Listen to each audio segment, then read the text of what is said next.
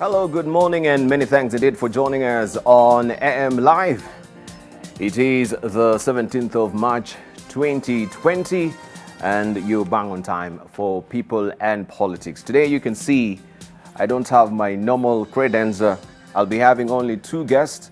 Of course, this is strictly following what the government has instructed Kenyans, that we should be observing the social distancing restrictions. So we are only going to have two guests here in studio today on People and Politics, and we'll be doing that for the foreseeable future until further notice, just to take precaution of this virus, the coronavirus that is actually affecting the whole world. It's a transnational threat, and you can see also is adversely affecting every sphere of our life, even of our lives, including also our conversation here on People and Politics. We continue to cover extensively what is happening worldwide as far as the coronavirus is concerned here in the country. What are the developments so far? And here is where we need to talk to each other as far as taking precautions is concerned. So also our numbers will be up momentarily on your screen so that you can actually get to engage with us this morning with our panelists already here. We can see Otendo Molo walking in, also sanitizing himself. Won't shake hands. In fact, I'm supposed to be 1 meter away from him, right? So this is the nature of the coronavirus as it stands right now. But good to see you, sir. You're not yet marked, but I will be marking him momentarily. And so I want also to just highlight that, yes, it is getting, I should say, gravier, so to speak, as far as the infections are concerned. The numbers are spiking, and people are saying, what interventions can we do to actually come up with a prime solution? We know also the US is coming up with a vaccine so far, but that has not been verified as it is right now, but we'll give you more details of this much later in the course of the program. But how can we flatten the curve as it is right now? Because we hear experts are saying it's going to get worse, right? We're yet to experience the peak so far, but what we can do is we can flatten the curve with taking precautionary measures as it stands right now. So we shall be discussing a lot of this, but while we have Otendo Molo and while we'll be having Kimani Omatangi, is trying to actually see the policy angle of the coronavirus, what also the government needs to do in terms of policy interventions. We've discussed here even yesterday regarding some of the bills are pending in the House. In the Senate, we know we have the disaster management bill, which will be very providential when it comes now to handling the coronavirus pandemic that is a global transnational threat that we do have with us here. It is here. We know also the global markets are getting adversely affected by this. They're rattling. Looking at the international indices, Dow Jones right now is actually going down at 30%, the lowest in 30 years, so to speak.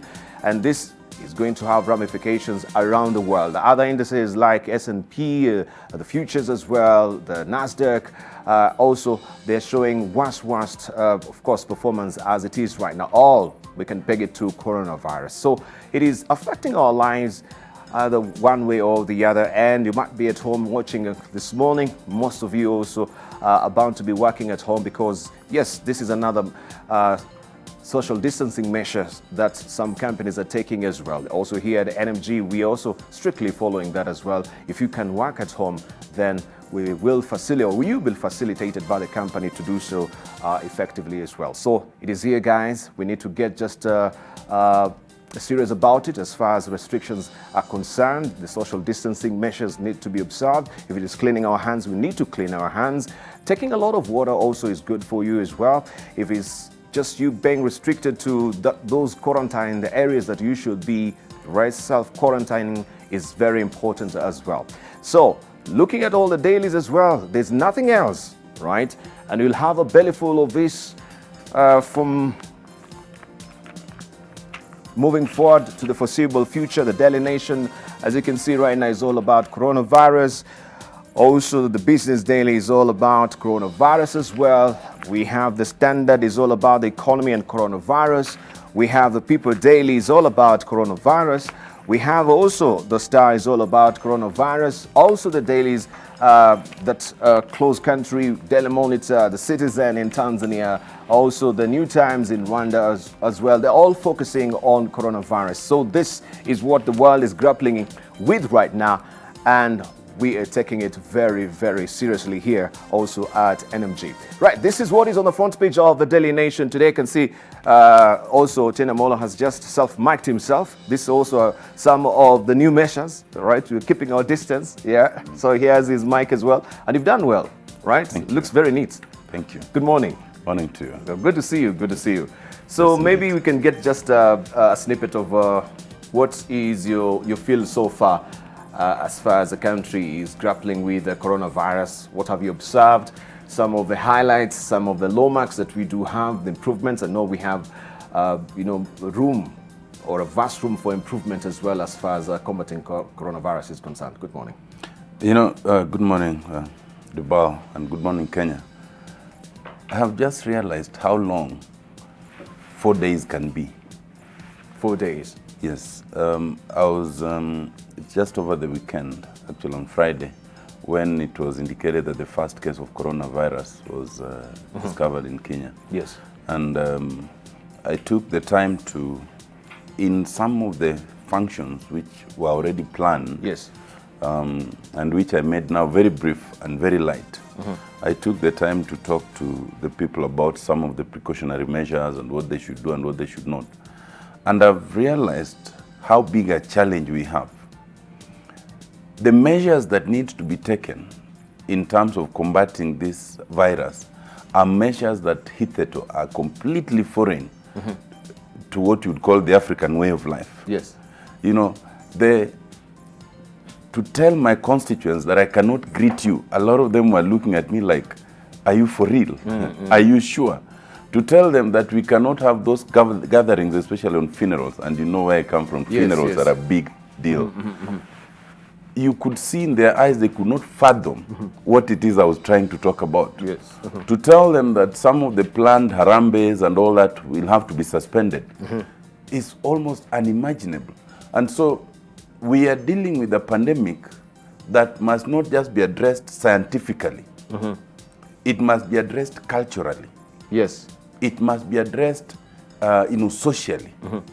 We must suddenly realize and accept that what we know as a way of life must cease, must be changed. So, and this is the challenge, that while, as the president put it, we should not panic, and that is true. Yes. Yet we must press the panic button. We must press. We must press, as has been done, to press the panic button. Yes. But having pressed that panic button, it's like when there's a fire. The fire alarm goes, but they tell you, don't rush, don't panic. That's where we are. Yes. That's where we are. And I think that cultural orientation also needs to take a very significant impact as it is right now. We saw yesterday also the governor of Kakamega County saying that we will not allow any other or any more bodies into Kakamega mortuary, and people should come and take their bodies, go for burials, and they should not even be observing maybe the 2 weeks that you normally, as you're talking about culture, people coming to pay their respects as well. How will that be? Because I saw that to be sort of a very stern measure taken by Kakamega County, because where do you take these bodies because this is just in preparation of what might be happening as far as the quarantining is concerned, and the capacity within the counties as well. So if you are to observe, the cultural rites of funerals and burials that we know in the Luo community, and many in the Western region, they normally, do it for 1 week or 2 weeks. But right now you have to do, you have to be quick off the mark with a burial. How does that? How do we try and realign ourselves to this new phenomenon that is happening culturally? I think that, and I think I tweeted about this, all the measures so far taken by the government, by the judiciary, the executive, hopefully in Parliament, we're meeting today. I expect that we'll take appropriate measures also there, in my view, including closing Parliament for now, all the measures taken by a lot of county governors, of course some are still in slumber, but most of them have acted, I think are good. The only one I'm not too sure about is that one of closure of the morgue. I saw Governor Paranya had banned all discourse, all public gatherings, all that is good. Yes. Including decreeing that burials should happen as immediately as possible. Without observing all the cultural requirements. But closure of the morgue I'm not too sure about, because in my view, hygiene and control of such pandemics are more consistent with keeping a morgue which is controlled than closing the morgue, and therefore expecting that those who are who are deceased will be managed from home without any facility. Without any facilities. Yes, I really think that might be a counterproductive measure. That particular it one. might really exacerbate also the situation as it stands right now, because we don't really have the capacity as it stands. Let's hear from Kimano Matangi. Good to see you, sir. Thank you. Good morning. Yeah, I came in a few minutes late. I was waiting outside to hear if Otiende is coughing.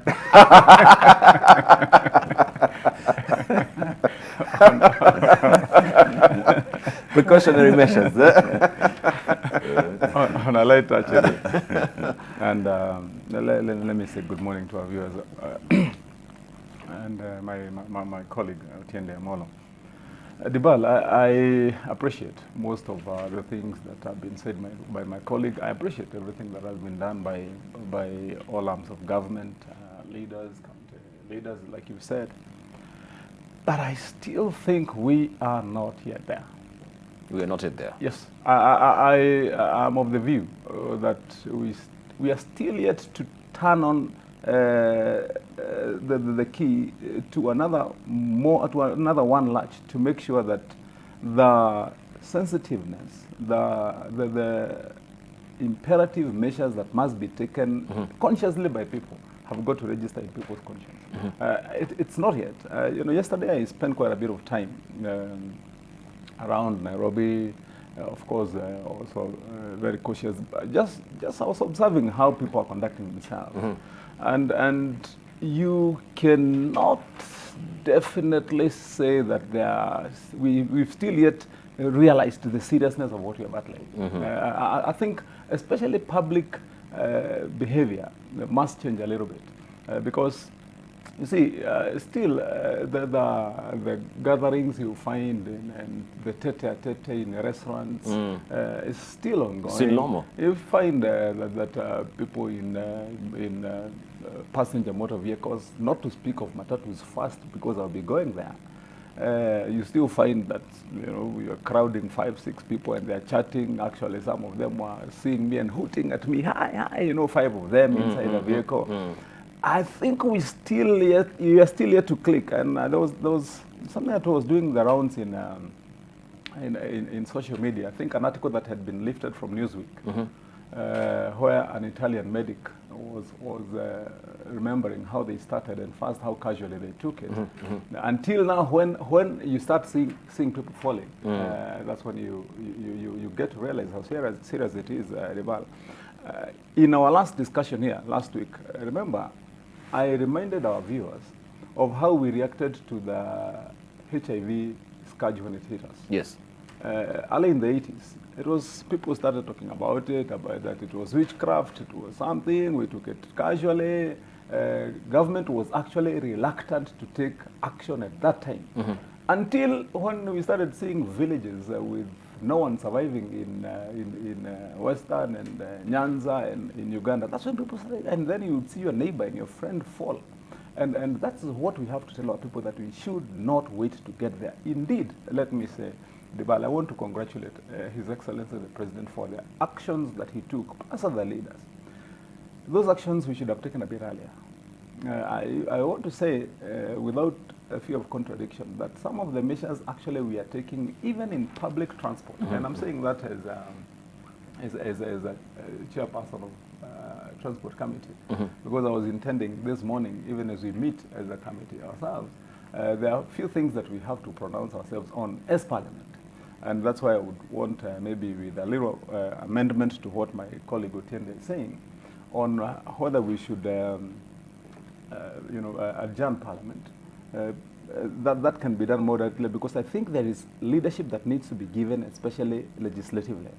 See, Debarl, if we are telling people that the most important precautionary measure that you're supposed to take right now, and I see you have started here with a bottle of sanitizer here, and of course you saw that the first thing that I did when I came in here. But is that enough? Even if you were to wash your hands 10 times or sanitize your hands 100 times, is that enough? While we are not extending this to service providers, for example, critical service providers, you could have this here and ask me to sanitize my hands. But what have you done about this area yourself? In restaurants, I was asking somebody in a restaurant yesterday, when you came in the morning, did you take measures to ensure that, for example, in these surfaces, you've cleaned them with the disinfectant and sanitized them? Are you doing that maybe like 3 times in a day? And then you find that is not the norm. In matatus, if you go and ask somebody who has done 3 or 4 rounds, they call them squads, from Githurai to Nairobi, from Thika to Nairobi, from Wangige to Nairobi, from Kisumu. Have they stopped anywhere and said, people have alighted, you don't know whom you've carried, that maybe you would spray your vehicle and so on? Right. These are the kind of things that we're saying. We shall discuss this. That as a country, we need to elevate the level of responsibility of individuals to make sure that we battle this Thank you. culture. Thank you. I need to cut you short a bit because I need to sort also your mic, but nonetheless, we've heard you. And these are some of the measures that we need also to ask the policy interventions that we're having from government as well. When CS Macharia says that, yes, every matatu that, ferries the passengers to one place or, one point to another has also to be sanitized, washed. How effectively are we doing this? Because how practical is that? In the first instance, we have the same passengers. If we know it is a 14 matatu seater, it is. How do you then apply this 1 meter rule? Yes. We've known countries like Rwanda. They've said, you need to actually cut by half the number of passengers so that now we can observe that particular space. But see, have a matatu that is crammed up with 14 people. Even if you take it now to be washed for the next maybe trip, what discernible difference will it make? So these are some of the things that we need to just be asking also this morning. And our panelists are here. Also, you get to drive the show with us. Remember, hit us on Twitter. AM Live NTV is the Twitter handle. AM Live NTV, your profile name on Facebook. And 20686, our SMS portal. Our numbers will be up momentarily. This is a very interactive show. We want to hear from you. What are you doing wherever you are? What are you observing? And some of the things that we need to do. So let's get to help one another to try and combat coronavirus. Information is very key, but more so, verified information, factual information in this age also in light of what is going on also in social media as far as misinformation is concerned as well. But this is what is headlining the dailies today. Let's just begin with the Daily Nation. Coronavirus, unease at the isolation unit. Anxious wait for test results. Anxious wait for test results is also the sub-headline here. Patience runs out for those being held at facility after coming into contact with the first patient. Government says 3 more suspected cases yet to be confirmed. You have the full coverage on page 2, 3, 4, 5, 6, and 8 of the Daily Nation today. Major changes. Ban on extended funerals as schools and varsities adopt e-learning. And you have also a map of Africa, and the red is spreading fast and furious. We can see the countries affected so far. Africa turning red. Algeria leading there with 54 cases. Also, we have 4 deaths so far. That is the highest in Africa. Sudan, 1 person has died. And also in Morocco, 1 person has died. 2 in Egypt. We have Burkina Faso, 15 of them. These are the new cases. Cameroon, 5. DRC, we have 2 cases. We have 126 in Egypt. This is the highest so far in Africa. We have also Morocco at 29, Nigeria 2. We have 26. We have also Kenya, which is at 3 right now. And also we have Rwanda standing at 5. Ghana is 6. Cote d'Ivoire 4. Benin 1. Ethiopia 4. We have Tanzania, which reported that yesterday 1. We have Somalia as well. Namibia 2.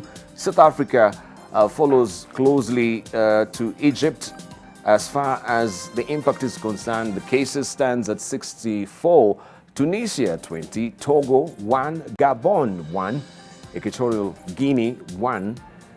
And this is the current state of play as far as Africa is concerned. Also, we have the world's hardest hit nations, China leading, of course, where it broke out in Wuhan, 80,880 cases.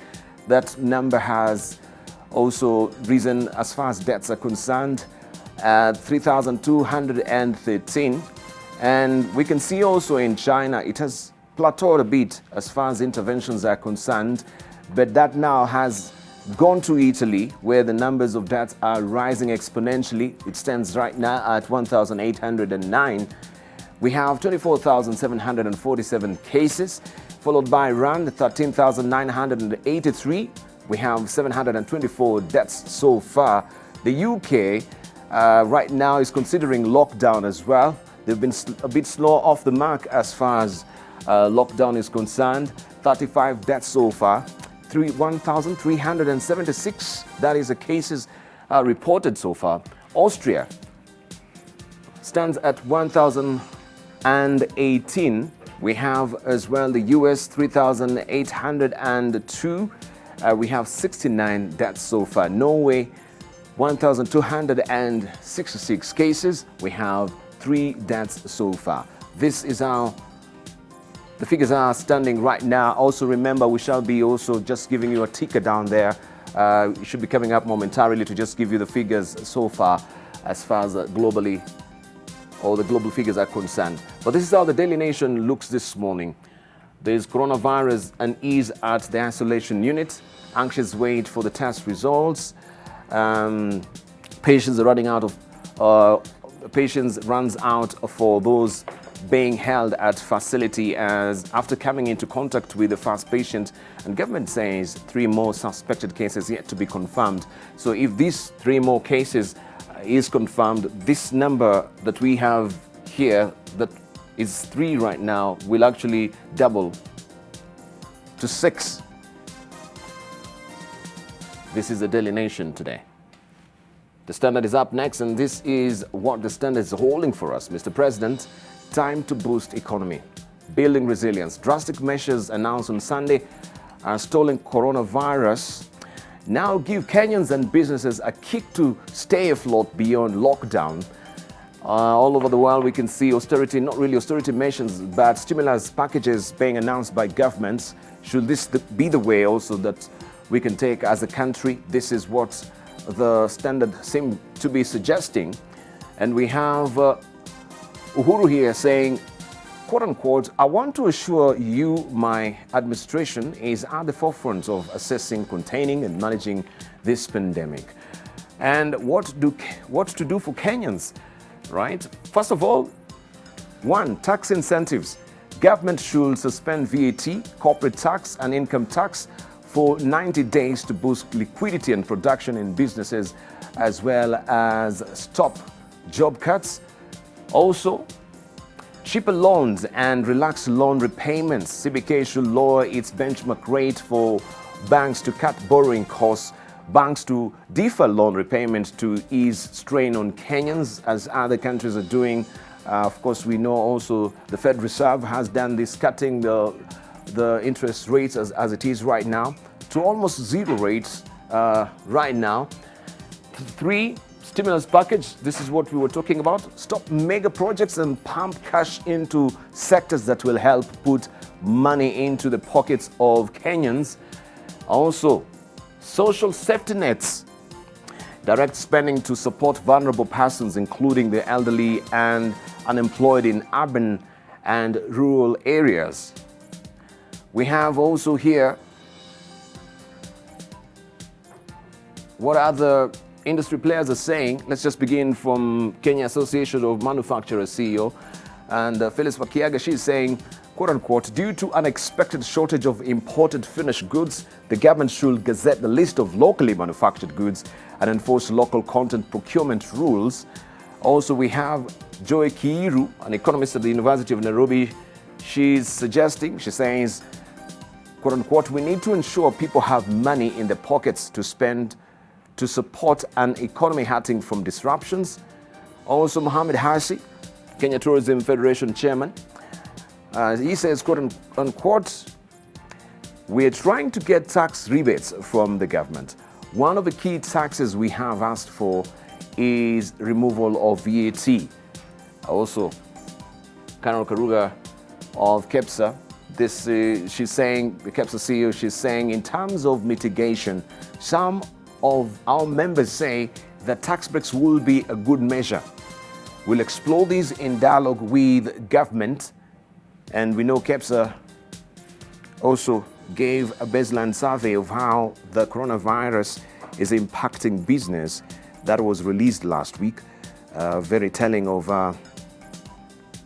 the effects and the blowbacks of coronavirus. And the business community set up an information portal to raise also awareness on COVID-19. KEPSA is yet to set up, I should say, a portal, a call center, and economic impact framework for COVID-19 mitigation efforts. This is according to the CEO, Carol Karuga of KEPSA. So this is turning their focus on the economy. Everyone will be adversely affected by this. We might not be feeling it right now, but the ramifications of it, of course, is coming. You saw also how the Nairobi Stock Exchange is performing. As always, is a bellwether of the current state of play of how the economy is so far. And we saw that eye-popping figure so far, standing at almost over 500. This is building resilience, right? Maybe I can just take you back there just to show you what we had here yesterday on the front page of the Business Daily. This was yesterday, and it says virus hit NSE stocks. It is shedding 573 billion shillings, and these were the biggest losers. If you missed this yesterday, top losers in 2 months period, we had Safaricom leading the pack there, 338.5, followed by Equity, EABL, KCB, and others as well. And the total figure is there. Safaricom shed the highest amount, pushing its market cap to below 1 trillion shillings. Stock listed on the Nairobi Security Exchange have lost that particular figure, 573 billion of the value of the past 2 months, as the spread of coronavirus and other economic headwinds spark an exit of foreign investors. That is what we have on the front page of the Business Daily yesterday. But let's just continue pace and see other dailies, how they're faring. This is what we have on the front page of the Star. Matatu weak link in anti-corona war. Somalia and Tanzania report first cases of virus infections. This is a regional threat, I should say. State counties scale up fight against COVID-19 as businesses scale down operations. And it says, what is this corona you people are talking about? Hii corona munatuambia ni nini? That's what John Kimani, Mira juice dripping from the corners of his mouth, was asking at 12 noon on Monday in downtown Nairobi. A 5-year veteran of the Kasarani and Mwiki route, Kimani is busy calling out for passengers. Sweat is streaming down his face, partly because of the heat, partly because of his matatu, or because his matatu is only half full and he's desperate. His uniform doesn't seem to have been washed for months, and chewing miraa, smoking bang, and drinking are supposedly forbidden. So this goes to show also the awareness that many Kenyans are not really informed as far as corona is concerned. We need to step up our game, or step up the ante as far as coronavirus information is concerned, disseminating the information.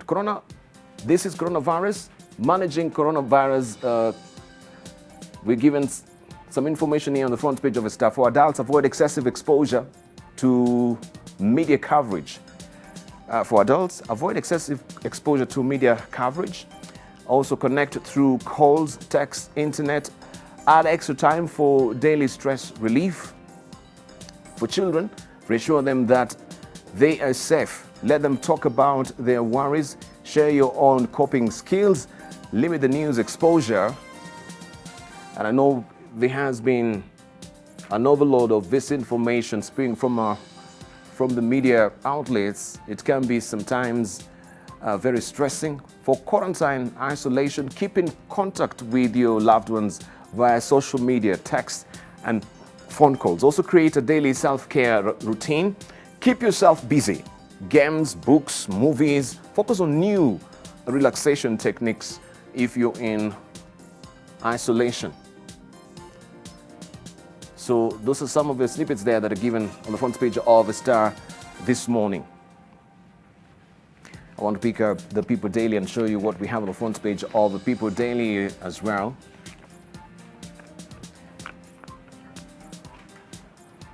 Corona grounds courts as public service suffers is the splash there. I have the hard copy. Corona grounds courts as public service suffers is a splash. And we can see here hawkers at the Mama Ngina Moi Avenue Junction in Nairobi face masks to pedestrians. They sell face masks to pedestrians. Hawkers made brisk business as masks were selling for between 100 shillings and 150. That's what the caption is reading here. There, the print is a bit small. Some also struggling to read also. But paralysis, thousands of litigants stranded, major state functions crippled, boarding schools start closing as the impact of virus begins to be felt across the country. That is what we have on the front page of the People Daily this morning. And virus impact at a glance. Maybe just to read what they're saying here. Michael Joseph, tariff reduced by telcos to encourage cashless transactions as advised by President Uhuru Kenyatta on Sunday. Also, Amina Mohammed, that's the CS Sports, National Library Services and Archives offices to remain closed for the next 30 days. Sports centers also to remain shut. Sports and Cultural Services Minister says that also we have Farida Karune, land registries countrywide to be closed as ministry assess impact of the virus, announces CS Farida Karune. Cyrus Oguna, testing services extended to the Kenya Medical Research Institute, that is KEMRI, centers in Busia, Kisumu, Kericho, and Kilifi. That is a government spokesman saying so. Also, Wycliffe Oparanya, Kakamega governor, saying Kakamega County shuts public morgues, bans funerals, disco, and public gatherings.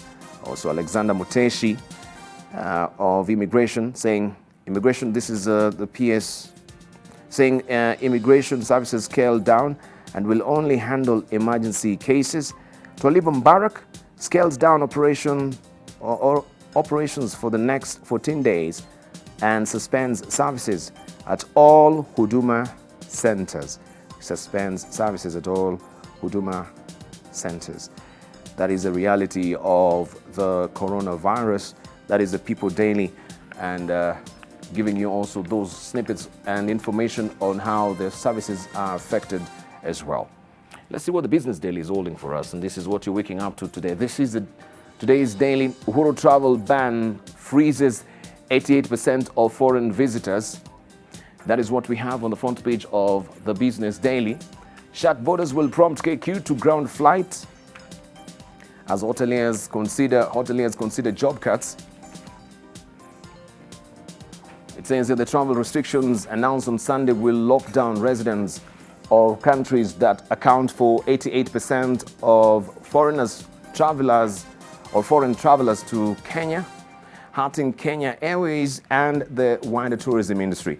The government said that for the next 30 days, only Kenyan citizens and foreigners with valid residence permits will be allowed entry, and they will either self-quarantine or go into government-run quarantine facility in the wake of the spread of the coronavirus. President Uhuru Kenyatta on Sunday said his government was suspending travel from any country with reported COVID-19 cases, adding that the ban will take effect within 48 hours and remain in place for at least 30 days. And of course, you know the blowback of this as well. Yetani caps insurance premiums at 40. Yetani caps insurance premiums at 40 daily. The Treasury has capped micro-insurance premiums at 40 shillings a day under new regulations that seeks to boost risk coverage among, of course, risk coverage among the affected. Let me just go there on page 2. Among the poor, it says, the regulations define a microinsurance product and offer rules to guide firms on how to operate cheap insurance. This is what we have on the front page of the Business Daily. Continuing on page 2 about the insurance. Let's just head back there. Also, state stops use of master's degree for promotions, or for them now who are undertaking their masters, hoping that they will be promoted. Now this is a tripping wire. The government has stopped relying on postgraduate qualifications as a ticket for promotion in the civil service. The Public Service Commission, PSC, says promotions will now be based on work experience and individual competence and not additional degrees in what mirrors private sector practices. The quest for promotion in the public service has seen hundreds of civil servants seek master's degree and PhD qualifications. Also, you can see a graphic presentation here. Number of civil servants versus wage bill. Employment in the public sector grew by 1.2% to stand at 842,900 civil servants in 2018, while wage bill stood at 604.3 billion shillings. This is from the Kenya National Bureau of Statistics. You can continue with the story on page 2. Anti-coronavirus drive. And this is Transport Cabinet Secretary James Macharia with a matatu driver at Railways bus station yesterday, a day after President Uhuru Kenyatta suspended learning in schools and other institutions after Kenya reported 2 more cases of coronavirus pandemic. You can follow the story inside the Business Daily. Let's look on the ticker. Well, we have Munya Wekesa deferring on maize importation. Agriculture Cabinet Secretary Peter Munya and the Strategic Food Reserve Oversight Board Chairman Noah Wekesa are headed on a collision path over the imports of maize to bridge an impending shortage. The story also continues on page 6 of the Business Daily. Today's digit is 28%, and this is an increase in sugar imports in January on low production. The story continues on page 19. Keroshe ordered to pay taxman 500 million shillings. A judge yesterday directed Keroshe breweries to pay Kenya Revenue Authority 500 million shillings as a condition to stop the taxman from recovering 9.1 billion shillings from the Naivasha-based brewer. And CBK faces corona test in Monday policy meeting. The Central Bank of Kenya is set to hold its monetary policy meeting on Monday at a time the economy is facing headwinds from coronavirus pandemic. The story continues on page 19 of the Business Daily. Close country, let's head over to Rwanda and Tanzania and Uganda. Government designate hospitals in readiness for COVID-19. This is in Tanzania. They reported their first case yesterday. The government has designated special hospitals in every zone to handle any possible case of coronavirus as part of precautionary measures against the viral disease. The story also continues on page 2. And February the 14th, the death this year when the first case in Africa was reported in Egypt, 6,000. This is the number of people who have so far died of COVID-19 worldwide since the viral disease first broke out last year, according to the World Health Organization. African deaths in African countries so far, the number reported deaths in Africa stands at 5, namely Egypt, Algeria, and Morocco. That is what we have on the front page of the Citizen. Also, Mbunge Committee visit Dar Minerals Trading Center. You can follow all this inside the Citizen this morning. That is happening in Tanzania. Let's see what is happening in Uganda. And this is... All right. You can see this is not the correct one. Let me just take you back. I give you the correct, I'm actually showing you yesterday's. I wanted to show you the correct one. This is this is the correct one. Sorry about that. This is what the Citizen is holding today. No need to panic is a splash. Government says Tanzanians should not panic and assures them that it will do everything possible to curb the spread of COVID-19 after confirming the first case of the viral disease in the country. A Tanzanian who arrived home from abroad last Sunday. The story continues on page 3 of the Citizen. No need to panic. That is a splash. And we have the health minister saying, quote unquote, her samples were received at around 1 a.m. today. And the National Health Laboratory confirmed that she had COVID-19. This is an imported case, and the authorities are doing all that is possible to contain the situation. Also, no free fair polls in current environment, says Mbowe, is another story inside the Citizen in Tanzania. All right, the Daily Monitor in Tanzania is holding this for you. Security seal off Tumukunde village home is under watch there. Occupants of the home in Rukungiri district subjected to thorough checks while entering and exiting the premises. This follows arrest of the former security minister and 15 others last week. That is what the Daily Monitor is holding on the front, is holding this morning on the front page as a splash. Also, empty hotels rooms as government reassures on COVID-19 fight. That is another story you can follow inside the Daily Monitor. In Uganda, let's cross down to Rwanda, see what we have. Coronavirus, banks urge customers to go digital. Banks in Rwanda is urging customers to go digital. And it says here that after Rwanda confirmed 4 more positive cases of coronavirus on Sunday, members of the public have been avoiding public spaces as recommended by the Ministry of Health in the country. Banks, which are often characterized by long queues and gatherings, seem to have less traffic at the beginning of the business week on March 16th, except for a few. And that is a story you can follow on page 9 of the New Times in Rwanda. I need just to remind you, if you've not grabbed a copy of the East African, the new look is here.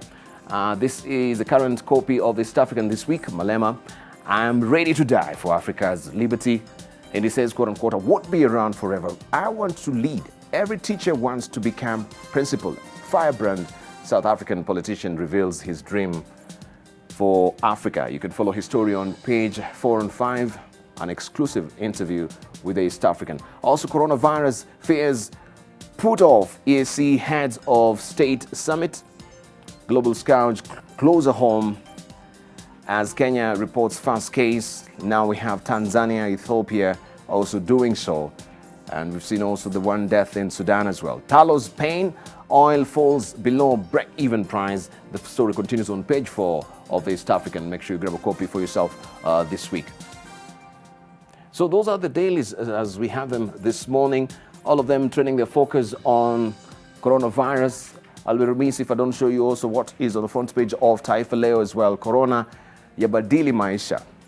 Corona yabadili maisha. It says Wakenya wabadili tabia na mbinu za kuishi kufuatia hofu inayotokana na janga la ugonjwa unaotikisa dunia. This is what we have on the front page of Taifa Leo.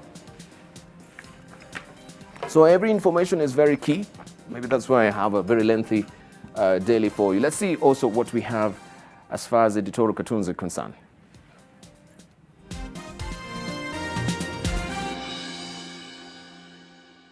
And this is what we have inside the Star today. COVID-19, most public institutions shall remain closed. So there a map of Kenya there, and the COVID-19 virus. This is according to Ozone inside the Star. I'll try and lift up also what we have inside the Daily Nation according to Victor. It comes a bit late, but I'll try and retrieve that for you. Let me see what we have inside the Standard today. And this is what Gado has drawn and how America is handling it. This is the coronavirus pandemic with the Donald Trump incompetence, misinformation, fake news, arrogance, ignorance, lies. This is how it has been depicted here by Gado, and how America is grappling with coronavirus with the leadership of Donald Trump. Of course, this also became a very good 4-4 debate between Bernie Sanders and Joe Biden. This is what we have inside the Standard today. Let's see what we have inside the People Daily, according to Stano. And this is what Stano has drawn for us today. It's all about the BBI report and draft referendum bill. Prepare for this one too. That is draft referendum bill, BBI steering committee. This has taken a blow as it is. Of course, the politics of BBI has been tempered by coronavirus. That's the reality. But this is what has been drawn inside the People Daily today. I wanted to show you also what we have inside the Daily Nation momentarily, according to Victor.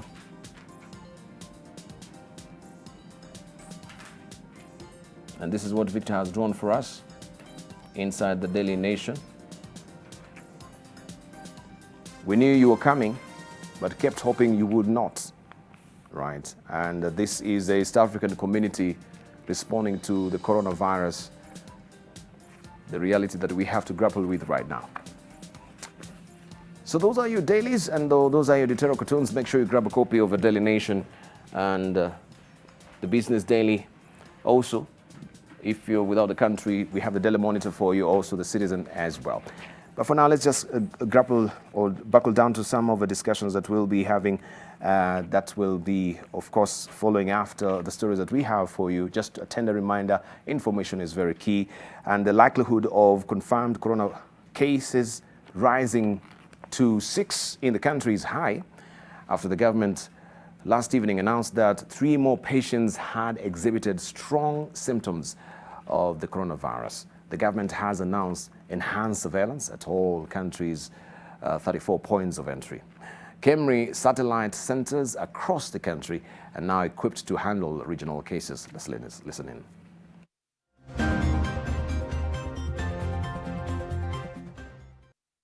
We still have 3 cases of confirmed coronavirus patients, but in totality, those that are admitted are 20.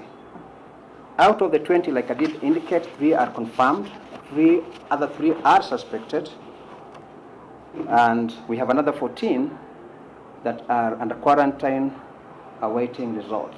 So the second set of 3 that are suspected are also awaiting results. The other 14 are also awaiting results.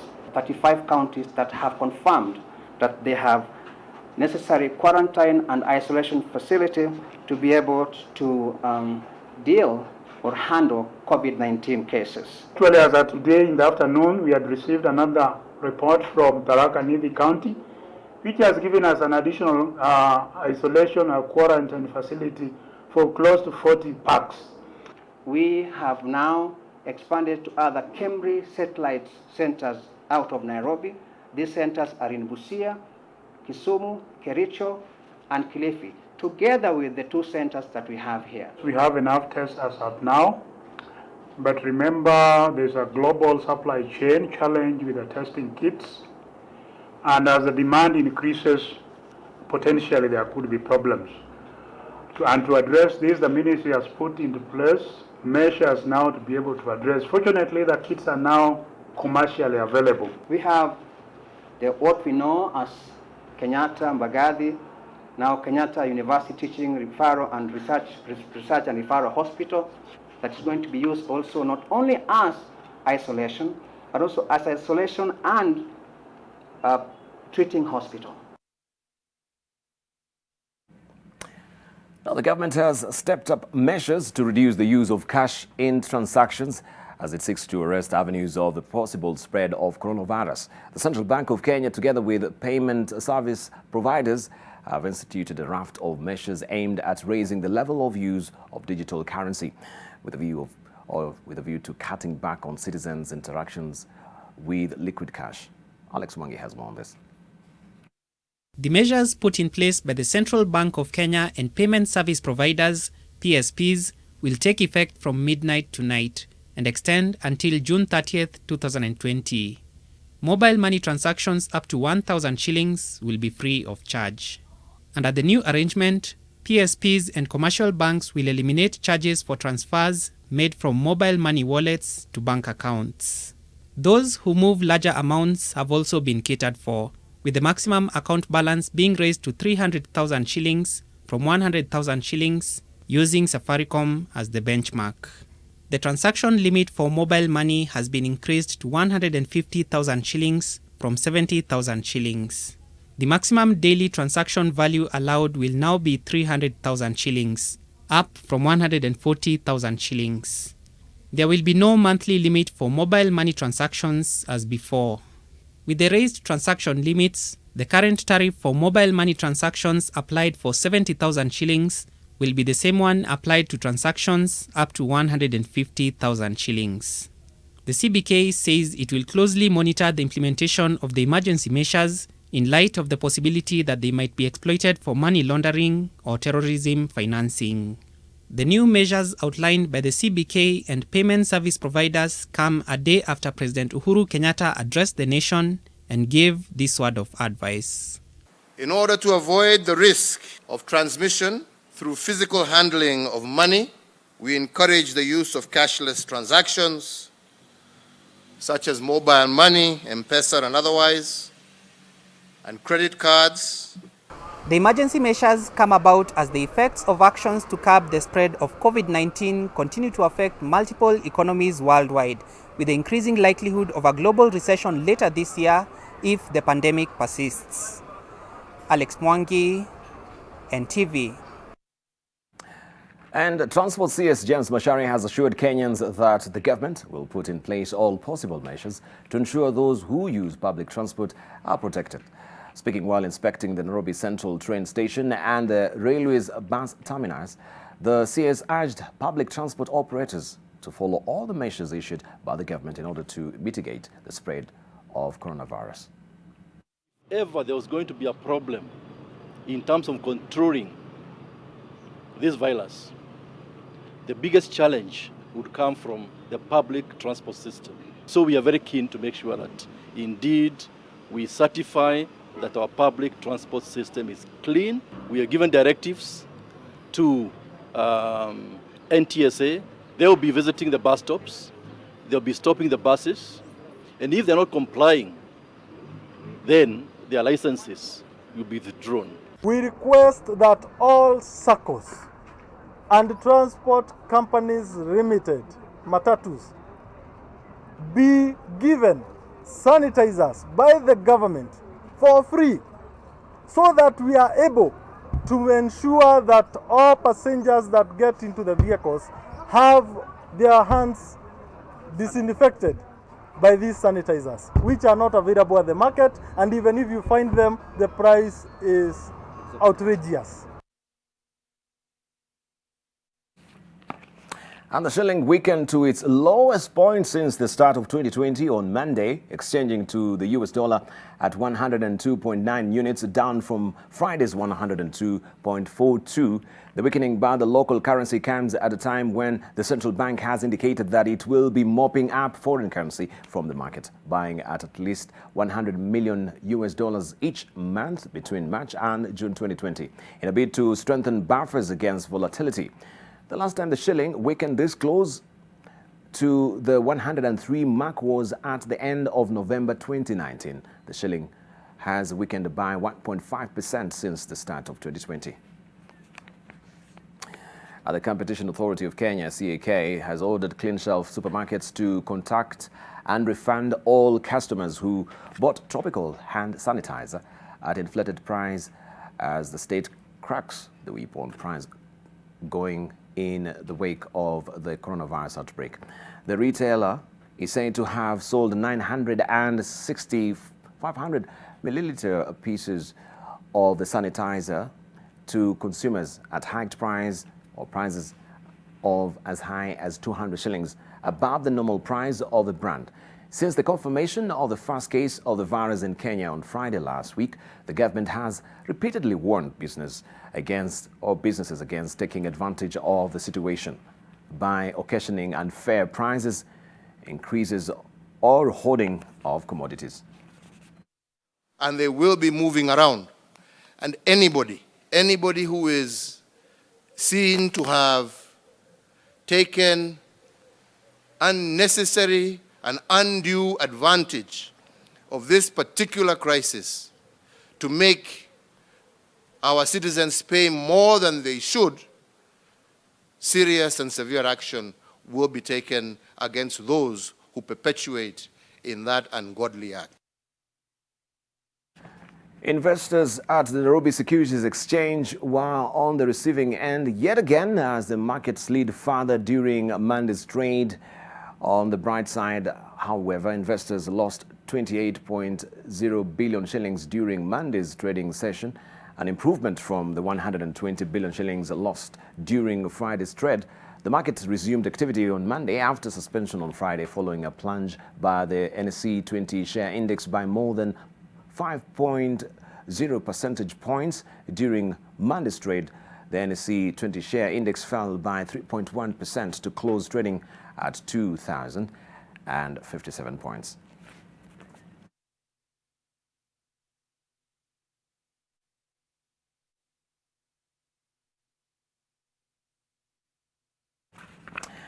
Tanzania, Liberia, Benin and Somalia confirmed their first coronavirus cases on Monday as more African nations shut their borders amid fears the disease could cause their fragile health systems to collapse.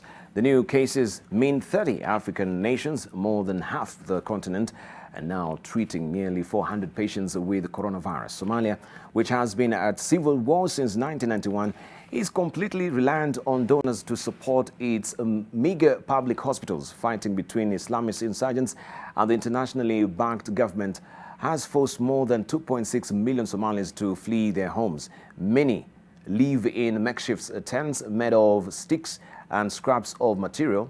Health Minister Fawzia Abikar Nur said on Twitter that the ministry had quarantined and tested 4 Somalis who came from China last week, and one had tested positive for the disease.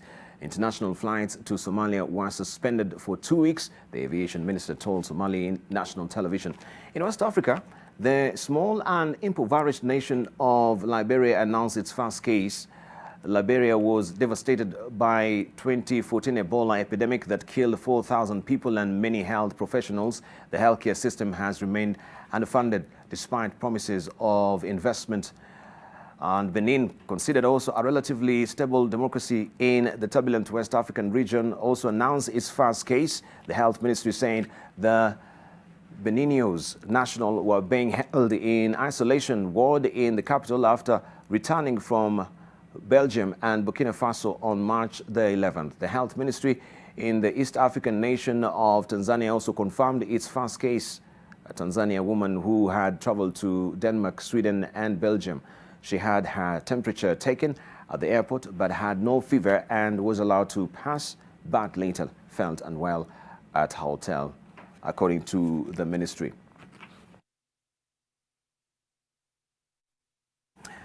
A United Kingdom tourist who visited Victoria Falls in Zimbabwe and areas around the resort town early this month before leaving for Kruger National Park in South Africa has tested positive for coronavirus upon arrival in the UK. This was revealed in an update on anti-coronavirus measures on Monday by Health Minister Obadiah Moyo. The minister said the ministry response unit has since cordoned off a lodge in Victoria Falls where the unnamed tourist was staying. Moyo said cabinet will today discuss possibilities of closing the country's borders. There is a tourist who came to Victoria Falls on the 7th of March 2020, and they departed on the 10th of March back to the United Kingdom. They visited, the Kruger Park, stayed a few days in South Africa, and then eventually they went back to the United Kingdom, and they were picked up at the border, I suppose, in then they went for tests and they were found to be positive. Our team, rapid response team, has gone to the particular lodge where they were staying in Victoria Falls, and we're having to deal with that issue while we wait, for the results. And Tunisia will suspend international flights and close its land border in an effort to prevent the outbreak of coronavirus, according to Prime Minister Elias Fakfak. He added in a speech that all gatherings and markets will be banned and work hours for state employees will be reduced. The number of cases in our country today is approximately 24 people. According to the last report I have, we have decided, first, the closure of air and land borders for all commercial travel except for the transport of goods and some repatriation flights. Secondly, the prohibition of gatherings such as markets, bathhouses and parties, and all other places that will be announced by the local authorities.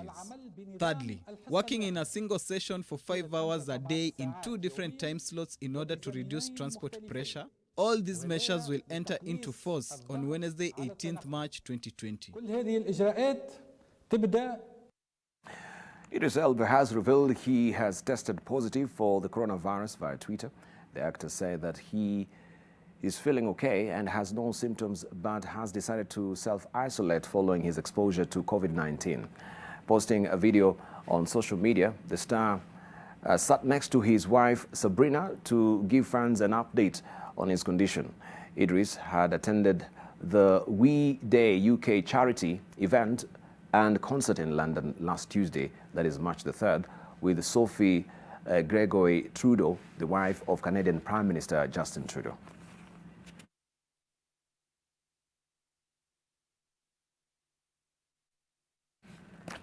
And in light of what is really happening, also we have good people who are doing good as far as coronavirus is concerned. Some of the world's richest billionaires are donating to help countries hardest hit by the disease. Bill Gates, the world's second richest person, announced that the Bill and Melinda Gates Foundation will commit $100 million to aid global detection, isolation and treatment of the virus. Alibaba founder Jack Ma, the second richest person in China, pledged $14 million from his foundation to help develop coronavirus vaccine, and said on Friday he will donate 500,000 testing kits and 1 million face masks to the U.S. Also, Jack Ma Foundation will donate 20,000 test kits, 100,000 masks, 1,000 protective suits to each 54 African countries. Also, we have Airbnb CEO Brian Chesky announcing on Twitter that the company will allow guests around the world to cancel and get their money refunded.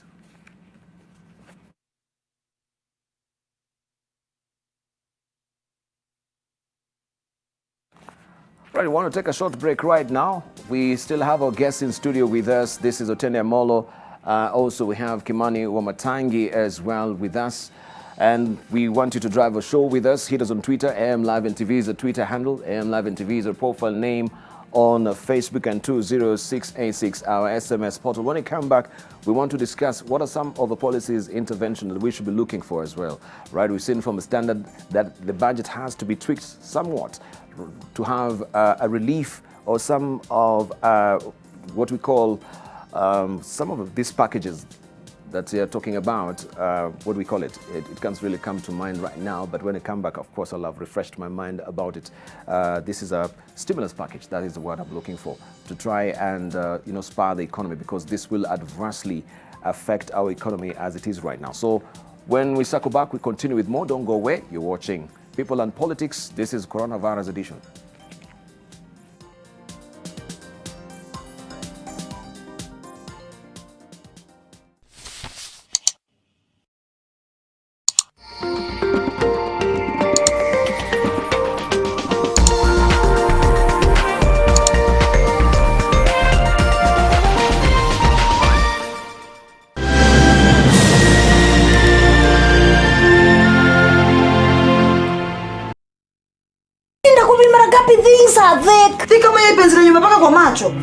Na wewe unamjuaje?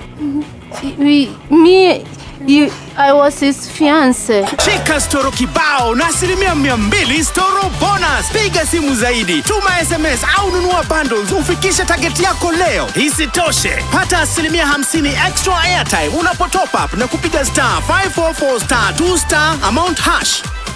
Safaricom, for you.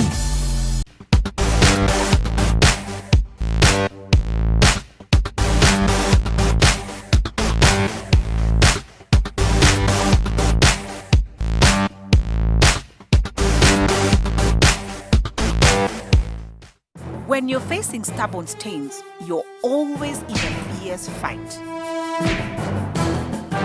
Clean Soft kicks out stains. Kimateki. If you're looking forward into investing in real estate, Sectoral High Yield Fund is for you. It has worked for me and I can see my money grow daily. The entry and withdrawal of funds is a reality. Invest in the Sectoral High Yield Fund today and stand to earn attractive returns of up to 14% per annum. Email Sectoral at sales@sectoral.com or call them on 0709 101 200.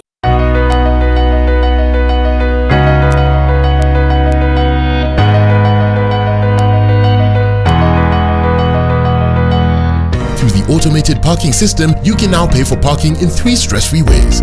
Using M-Pesa through the USSD code *486*12#, or using cash at the CAPS payment points located in the parkings, or using your preloaded CAPS A card. No payment will be done at the exits. It's delicious.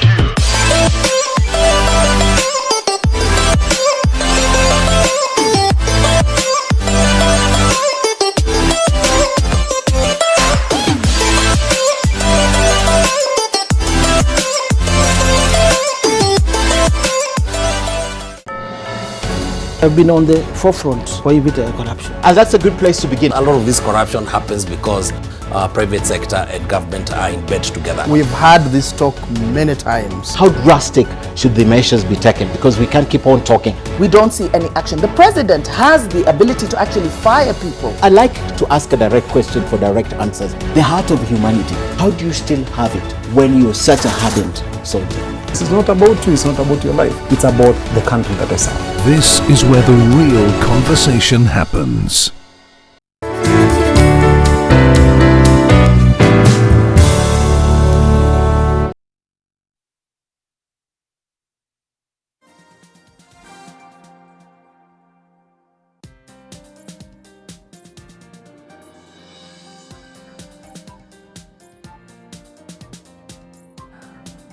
Welcome back. You're watching People and Politics here on Live. And of course, you can see we have 2 guests with us. This is Otenda Molo and Kimani Watangi. This is in light of what is ongoing with coronavirus pandemic.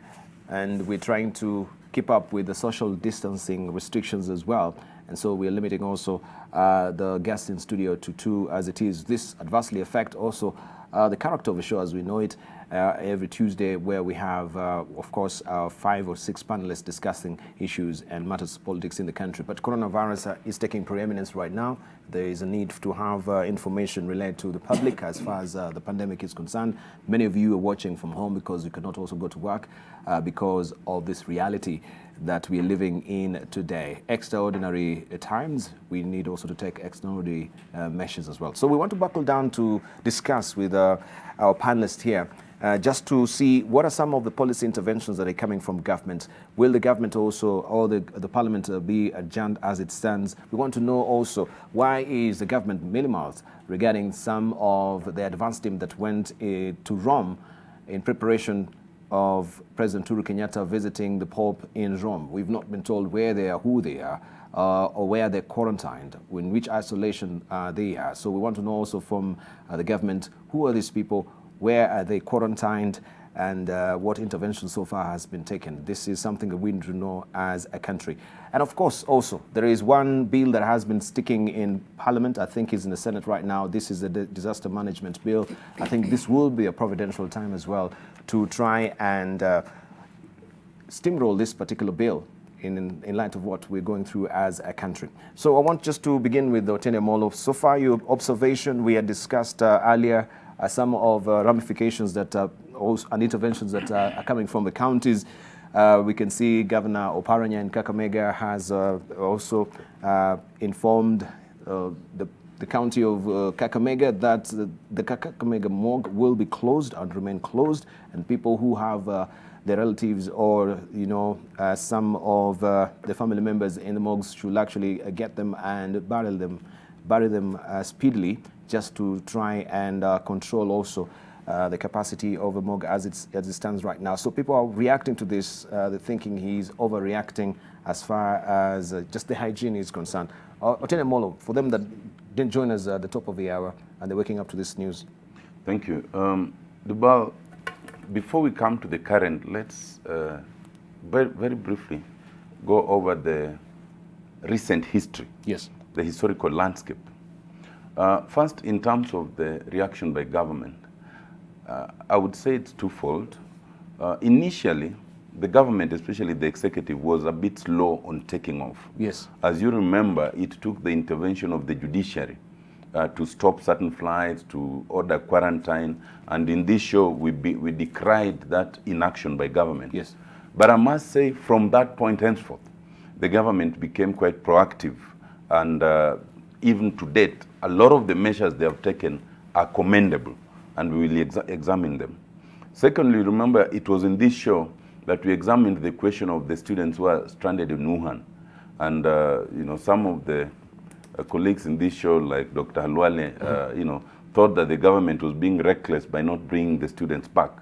You remember, I was quite categorical that on that I supported the action of government to let the students stay where they are. They were actually safer there than coming back. I'm sure today, if they were to be asked whether they want to come back to Kenya now, when the infections in China have drastically declined and ours are rising, those very students would refuse to come back. They would perhaps say, let them stay. So the government got that one spot on. It is only a few weeks, 2 weeks back and a week ago, when we were talking about the issue of, Africans of African descent being infected, and there had been all those talks of, because of the melanin, yes, we are immune and all that. I think in just 1 week, all that has come to burst. We have over 328 infections in Africa in less than a week. And with the numbers that are now showing, in another 1 week, it will be much worse off. And therefore, that mindset of imagining that this was a problem of another part of the world, which will not get to us, we must drastically readjust our thinking. I have, up to, about 4 days ago and all, we were quite comfortable that all we needed to do was to have that temperature machine at the airports and all that, and you'd come in and they check your temperatures. It is now clear that that is insufficient, because even the first cases in Kenya came through the airport and they came through those temperature machines. And it is clear, as you've said, that even in several African countries, not just African, several countries, people who are actually carriers and who are sick have gone through those temperature scanners without raising an alarm. And what this means is that we must now find what else we can do more than just the temperature scanners, because that's all that we have. But on a light note, as I finish that segment of the history, we had said that nobody can stop reggae. And I see one of your writers, Langat, on page 8, saying that is not true, because the virus, the corona, has stopped reggae. He's spot on but wrong. We had said nobody can stop reggae, and still nobody has stopped reggae. Corona is not a person. Corona is a pandemic. So reggae will go on in its time. But now, let's come to the current. Yes. There are a number of measures that have been taken, and I think they are all laudable. But let us start with certain of those measures, like the one we are talking about of Kakamega County. I think the various counties have taken different measures. These measures are good, and they are almost all majorly laudable. Sometimes some may be counterproductive, like I've said about the morgue. But I think it's important that they are all consistent and coordinated. You don't want a situation where one county takes this measure, the neighboring county takes a different measure, because Kenyans are not restricted from movement and action across counties. It is important to remember, and the government must remember, that health policy falls for the national government, health policy. This is a pandemic, and therefore it's a health crisis. It is important that whatever the national government does, whatever the county government does, they are all coordinated and consistent. That is one. Two, while some of these measures, like the measures taken by the Minister for Transport, Macharia, are actually quite good and they're proactive, they may need to go further. For example, when he says that there must be, public transport vehicles must avoid congestion, that is good. But we need now to go further. The regulations that say that if it's a Nissan, the maximum carrying capacity should be 14. We should now state, he should now state that for this period we have adjusted. Each Nissan can only carry, say, a maximum of 7. So that, because otherwise the congestion is a very subjective term. So if they are 13, if they are 12, are they congested? We need to specify numbers. A 33 capacity vehicle can only carry a maximum, say, of 18 or 14 or something like that. Yes. And there should be no crisis, because in any event, most offices are closed. That's one. Two, the question of requiring vehicles to fumigate is a good one. But it becomes a discretion, because how will you tell that, even a policeman, how will you tell that this vehicle has been washed twice, that it's been fumigated? This responsibility needs to be centralized.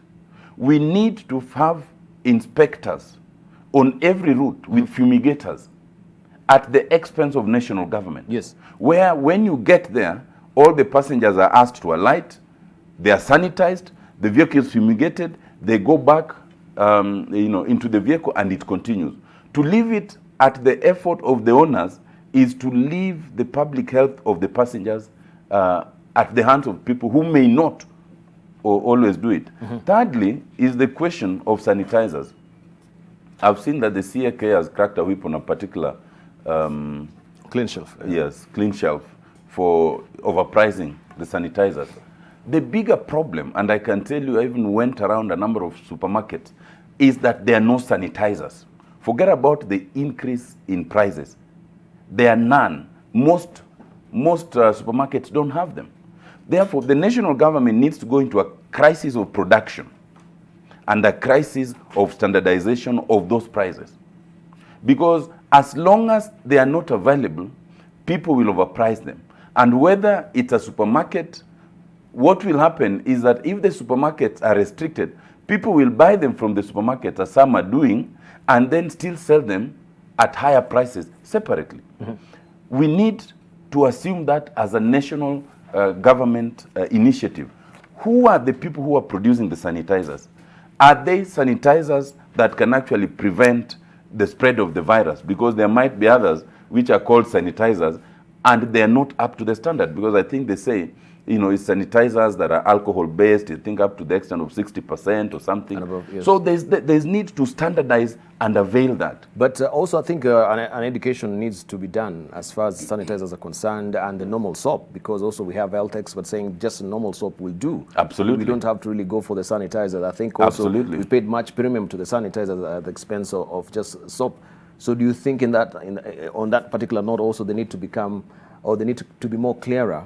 Yes, of course. We really need, other than just talking about the sanitizers, in fact, even in addition to that sanitizers, we really need to come back to the basics, that everywhere you should provide, which we were always told, some clean running water and some soap, and wash your hands thoroughly at all times. Whether or not you're using the sanitizer, that is a good prevention mechanism. Of course, some who want to joke about this, I saw a friend of mine posting that, some people from my part of the world, when they can't find a sanitizer and can't find soap, they use Glenfiddich to wash. But that is making a joke of a very serious matter. I think we must just encourage people that even if you can find sanitizer, still wash your hands thoroughly with soap and running water. Let the sanitizer be an addition, but let those sanitizers be reliable, because if you might, there are people who take advantage, knowing that people need sanitizers and they're not available. Some crooks will go and make things, you know, that are mixed with some concoction and call them sanitizers, and some unsuspecting Kenyans will buy and believe they've sanitized their hands. That becomes much more dangerous. Yeah. Right. So a simple soap will do. Let's hear from Kimani Omatangi. Well, Debarl, maybe first to pick it up from what the people from the village of Otiendo were saying, because you need I saw one on, and it was actually on TV, and he was asking if you have taken two glasses of whiskey, can you contract corona? now that sanitizers are supposed to be alcohol-based. Yes. so you know, and of course, as he said, it is making a joke of a serious situation. But some of the facts that I think we need to discuss, Debarl, as we look at how do we manage this scourge. On one of the pages that you spoke about in the Standard, that's on page 10. Page 10 of the Standard.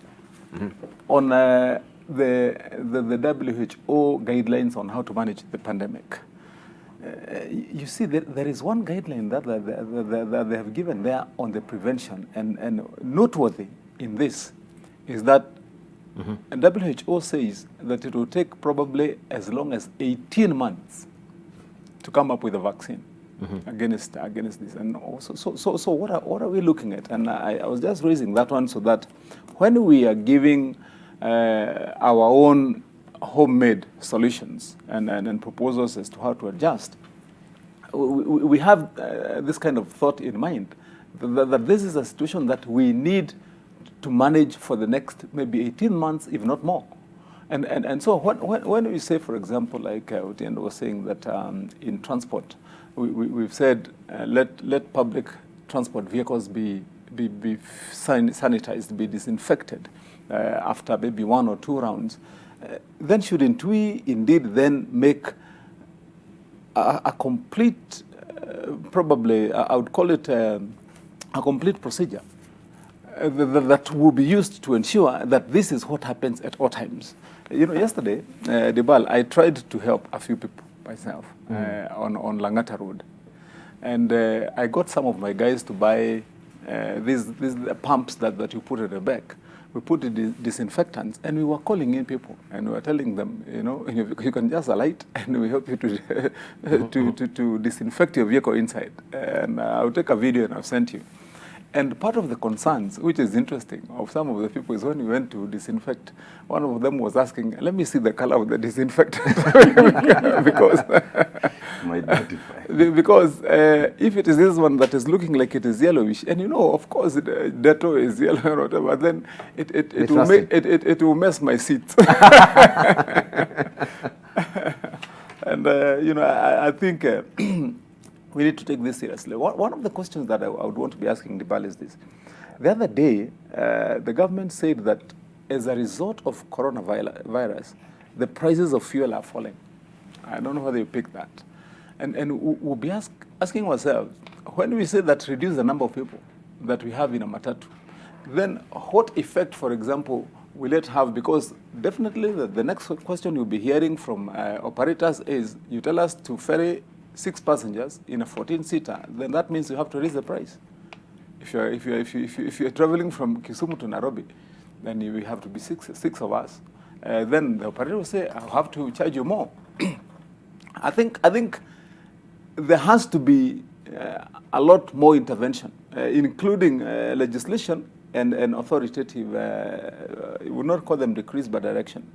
So that people can be guided clearly on how they are going to address such situations. But I thought maybe also looking at what is on the front page of the Standard, that will have been what we're really talking about, and what I was suggesting, that we should have a bit of a stimulus package from the government as it is, tax, absolutely, but tax interventions, government may not necessarily be able to address all of them via either stimulus or incentives, but I think guidelines will do much more.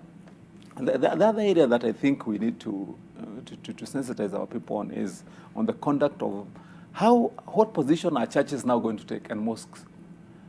Now, because we've spoken about schools have been ordered closed. We have said now, okay, fine, if it is workplaces, there was encouragement. If it is government, where possible, let your people work from home. Indeed, from the look of things, that is where we are headed, in ensuring that there is more immobility and discouragement of physical interactions and unnecessary movements. That's why, and that's on the incline. But one of the areas that we have not been bold enough to address, and I think this call and the buck will stop with the leaders of our religious, our churches, is how are they going now to put their foot down? You remember on Sunday, most of the churches put sanitizers outside their entrances, and people were sanitizing. But you still go together and sit in pews together next to one another at less than a meter. But I think there has been an intervention regarding the public gathering, and also that is including the churches as well, moving forward. Well, we're looking at what happened on Sunday. And, what happened on Sunday? And the proclamation itself by church leaders, just as boldly as the judiciary has said that let us suspend judicial sittings, just as government has said let us close schools. I think although we might not be saying close churches, the church leadership must come with more radical measures. Maybe, for example, we have many churches with huge compounds, maybe pitch tents, which are spacious, and place those seats at a meter away from each other, and make this the way that people are going to worship, for example, on Sundays. But I think... but I think we are past that junction, aren't we? Right, because there will be no gatherings of churches, as I'm given to understand. Right? Well, that's what we are given to understand, for that matter. But between me and you, when we saw what happened in churches on Sunday, and maybe you could take a survey in some of the churches that hold interweek sessions, including maybe here at the Basilica. And of course, I don't want to continue mentioning names, but maybe look at maybe like the Basilica in the morning and see if people will not go there. And that's what I'm saying, that gathering after the Sunday services we had, on Sunday, we had the president also coming very forthrightly, giving the press statement on public gatherings, right? Can I speak to that? Yeah. And explain why Wamatangi is right. Mm-hmm. I think the point Senator Wamatangi is trying to make is a good one. Because technically, church and state are separate. And there's an extent to which even the president cannot direct what happens inside the church. Okay? So despite all those directives, the president's utterances and all these public health measures will have proper effect if we have commensurate intervention by the church leadership. And therefore, the point Senator Wamatangi is making is right, because the church leadership, given their own practices and given what needs to be done, should now come out with guidelines, the kind of guidelines that sometimes the church issues from time to time to guide the flock and to guide the priests.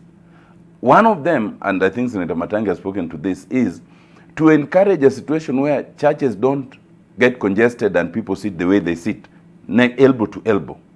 And consider a situation where if you must have only minimum gathering in church, and then pitch tents outside, pitch screens, so that people can sit far apart, and if they must attend church physically, let them attend it safely. Secondly, encourage people to do live transmission of church services. It is okay to have a priest in a church being covered live, and all the faithfuls are following, solemnly from the safety of their sitting rooms. I am sure God will understand such intervention in these very disparate times.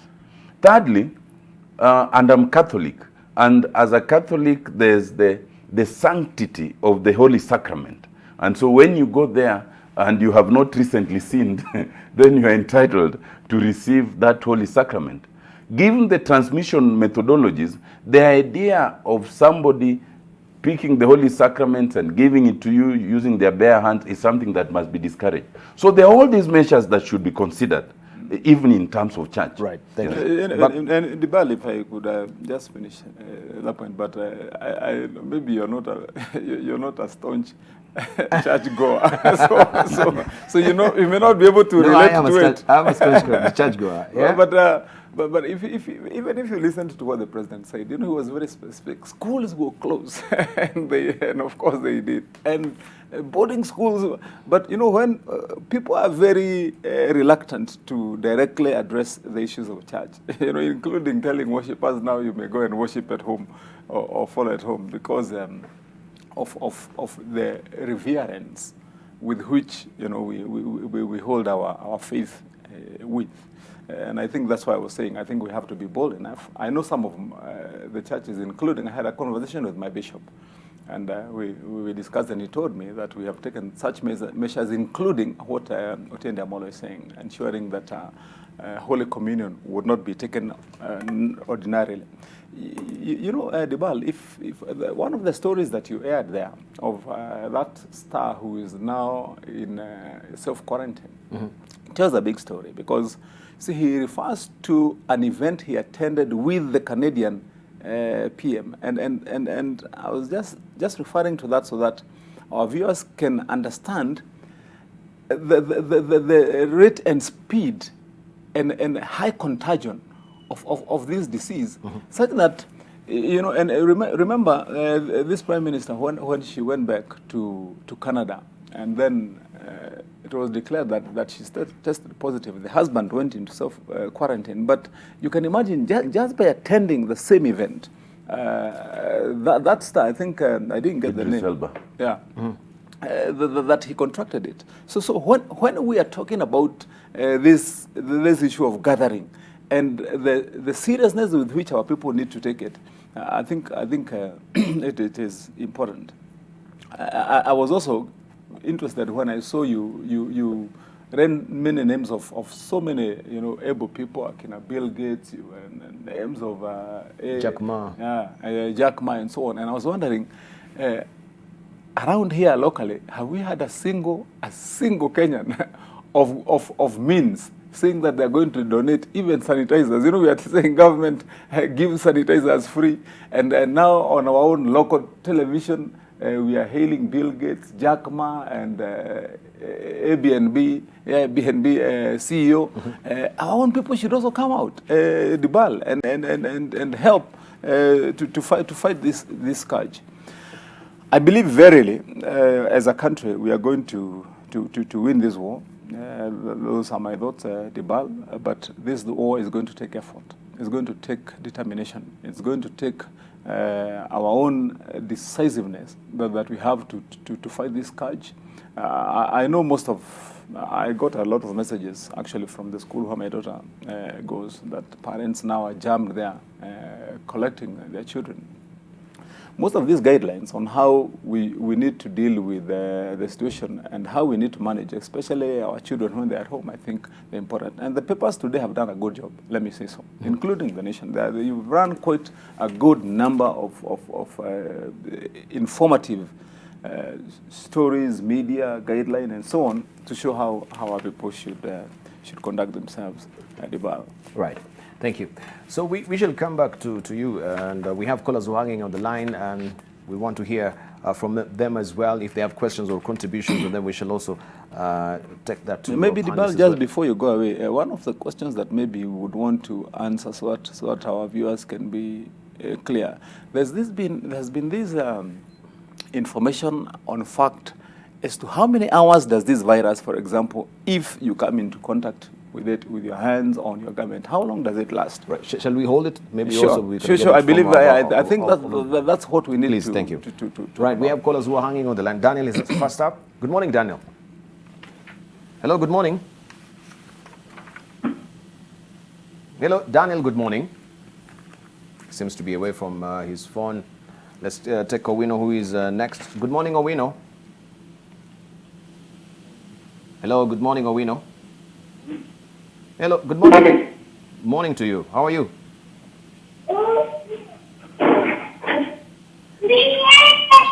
All right, baby is answering me. Owino, you on the line? Okay. All right, let's just take the next call. I think they're not on the phones right now. George, good morning from Bungoma. Morning. Morning to you. How are you? I'm fine, thank you. Thank you. You have a question or a contribution this morning? I have a comment. A comment. Hello? Yes, we can hear you. Continue briefly. Yes. There are a few issues I wanted to mention where I think everything is being handled. Utility is like a word, God. And it just in the mind that you handle it as a government and as a people generally is not correct. Yes. The first thing is this cleaning that is going on at the airport. Also, just as simply doing measuring temperature, just like that is not very effective. All right. Thank you. Yeah, continue. Yes, we can hear you. Continue. Hello? Yeah, we can hear you. Continue, George. So what are the other measures that have been put into place to ensure that not just measuring of temperature, but if someone has this virus, it can be detected at the point of entry. Right. But those screening are simply measuring if the temperature is above 100. Right, thank you. The second thing is, we are Kenya, naturally, we are very indisciplined people. Indisciplined? And the public transport system, the government thinks they should manage themselves. Yes. I think some point should be put where public officers should be at all public service vehicle stations. Ensure that they sanitize the vehicles and everything is done. But say that public transport people should manage themselves as a last. Right. Thank you. Thank you. Thank you, George, there. We have Ibrahim as well, calling from Mombasa. Is that on the line? Yes. Good morning, Ibrahim. Good morning, Ibrahim. We can hear you. Hello? Hello. Yes, we can hear you, Ibrahim. Good morning. You have a contribution or a question? Hello. I think we have some technical challenges with our calls, but at least we've gotten something from George there. Let's just hear what your reactions will be. And I think you highlighted about the public officers, especially with the cleaning or the disinfecting of matatus as well. Otiende Molo. Yes, we did, and George is right. He has said two things, both of which I think are correct. First, it is clear that the temperature reading device is not sufficient in itself. Because in all these cases, not just in Kenya, but you saw even in Tanzania, in Rwanda, I think in Benin, in where, there are always cases of somebody who traveled from somewhere and who came through the airport and their temperatures were red. And yet they were within the normal range and they were let to pass. Then it turns out that they had the virus. So it is true that we need to figure out, and the government needs to work quickly on this, what else beyond the reading of temperatures do we need to do? Because otherwise we'll just realize we have many more cases, more than that one that came in. And secondly, there is no shortcut. There is no shortcut to the government taking charge of fumigation, especially of public transport vehicles and such public things as, as the rails and lifts and stuff like that. We can't leave that to the entrepreneurs. Entrepreneurs who will tell you they are already hit by, the shortage of passengers, shortage in terms of other income. We must just do this. So part of, and I saw that the government was going to get some money. Was it about 8 billion or something? Yes. One of the things that must be done with this is focusing on the public aspects of this. The private aspect, we can encourage people to wash their hands, to sanitize. But the more public aspect, especially like the public transport, yes, the government must just take on to this. Now, let me speak to two other things that I think we were talking about. One is this question of the challenge in terms of Nairobi. This coronavirus is coming at a time that Nairobi county already has a challenge in terms of administration. We already have a situation where the governor was undergoing a trial and therefore is technically barred from office. Then we have a situation where, you know, the national government came in through procedures that may not have been entirely lawful but were necessary. And I think as of today, the national government is supposed to take over those 4 key functions, but I think a lot of people are still unclear to what extent and in what manner. It's coming at a time when the most important thing was to keep Nairobi clean in terms of hygiene.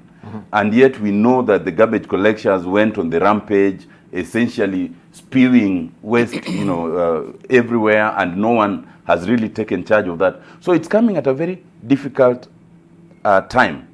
The national government must just come in, and I want to suggest that although the procedures may not all have been followed, for the sake of managing this coronavirus and for the sake of the residents of Nairobi and this entire country, yes, the government needs to come in full scale and take over. We must admit the procedures were not followed, but that is now secondary. Having taken over, we must clean the streets. We must fumigate public places as may be necessary, because right now our interventions are restricted to the individual, what you need to do as an individual. We must scale it up to what the government must do as a collectivity. We fumigate lifts, we fumigate all these public places, we make sure that the garbage is collected, all the ATMs, you cannot, and I think the banks should also be required now that each bank must fumigate all the ATMs, because those are also very dangerous places. They handle larger numbers of people, and there's really never been a clear policy to clean them. They must do that. And I think secondly, that's why the government is really advising Kenyans to actually use the cashless, you know. That is true, but you know, part of Kenyans use cashless devices, but some who don't want to go to the bank physically will run to the ATM, you know. So even those ATMs, those booths must be cleaned. But I want to examine something else that Senator Wamatangi said. And I want to demonstrate the inconsistencies, Senator Wamatangi. I agree with you in terms of what you said of churches. But it's a contradiction that when it comes to Parliament, you are unable to say the same. I think, and we are going to discuss this, it's at the discretion of the Speaker and us as members of Parliament, both the Senate and the National Assembly. I think we'll discuss it this afternoon. It is my view, even though we'll discuss it, that Parliament should actually adjourn. Parliament should adjourn for a number of reasons. First of all, the design of our Parliament is improper. You see, we changed the Constitution, and so we had to create a Parliament that would fit the numbers. But those parliaments were not designed to contain those numbers. So when you go to the National Assembly, for example, you have 349 members of Parliament cramped up in a space that was originally meant for barely 210. And so you have seats that are elbow to elbow on each side, and in front and at the back, they are barely 30 centimeters apart. It is a very dangerous incubation ground for that virus. So that even if we were to maintain the 1 meter rule, for example, you might barely have quorum for Parliament if you are to properly observe it. Secondly, the way parliamentarians work, it makes it very dangerous for them to go out there and then come back as a congregation. Because parliamentarians interact with the people. And one of the things I'm trying to make my constituents understand is that our interaction will not be as high as it has been. In fact, it has to be minimal. But you can imagine if parliamentarians were to continue interacting. Take the example of Idris Elba and the function he attended. Okay, we as members of Parliament attend more than 10 such functions in a weekend. Yes. So you can imagine attending such a function, then you come back to Parliament where there are 349 others, then you interact with that kind of arrangement, then over the weekend you go back to interact again. Can you imagine how fast that virus would spread? Thirdly, in terms of parliamentary work, there are two things that are critical. There's hardly anything we can do in Parliament without public participation. It is a constitutional requirement. So even if we remain open, even if we are to make law and all that, the question will be, have we done public participation? That public participation is what has been discouraged right now because it's a public gathering. So you will not even be able to undertake your work properly in those circumstances. You cannot do committee work because committee work involves inviting witnesses or sometimes going outside. So it is my view that it is best that Parliament is adjourned, and if need be, then the Speaker will call back Parliament at very short notice. Lastly, it is about what Senator Mamtangi was talking about and you demonstrated, and I think it's a good thing. It's a good thing that at a time like now, there are people who are coming out who are very selfless, who are coming out to donate, like Jack Ma, like Bill Gates, and others. It is worrying that it's an equally dangerous time, and I saw this report in the media last night, that at a time people are struggling to develop a vaccine and to share the vaccine. They reported that the President of the United States was trying to persuade this company that is based in Germany, not only to relocate to Germany, but to develop that vaccine for the restricted use in the US for now. So it is a time that people are coming out as either selfless or selfish. This pandemic does not know rank, does not know money, does not know social status. In a way, it's an equalizer. It will get to you whether you are the poorest or the richest. It is a time to pull together as the world, not just as a country or a community. That is the only way we will fight this pandemic. Right. Kimani Matangi, let me just come to you because also on the floor of the House, I was asking about this National Disaster Management Bill. I don't know how it is phrased. I remember previously we had the National Disaster Management Bill. I think it came from the National Assembly. It's now on the floor of the House. In light of what we're going through right now, you as the legislators, where is it at right now, and how are you facilitating to steamroll this particular bill? I think because it's very critical that we have it right now. Debarl, can I just mention two things that I wanted to mention, then I can come to that? Sure. Yeah, because I think there's an important point that we were making earlier that is important to clarify. And this is also still contained on that page where I had listed some facts, and this is on transmission. Because one of the methods and facts lifted by WHO is that the incubation period for corona is 14 days. But a very important fact or disclosure they make here is that within that period, that people may be able to transmit this disease before you show any symptoms. And this is what Otiende Amolo was trying to address when you're saying that even that temperature gadget that is used at the airport to take the temperature of an individual is indeed probably a measure that would address a very insignificant a number of people. Because if the period, as I was saying, is 14 days, and between day 0 and day 6, you may as well show no symptoms.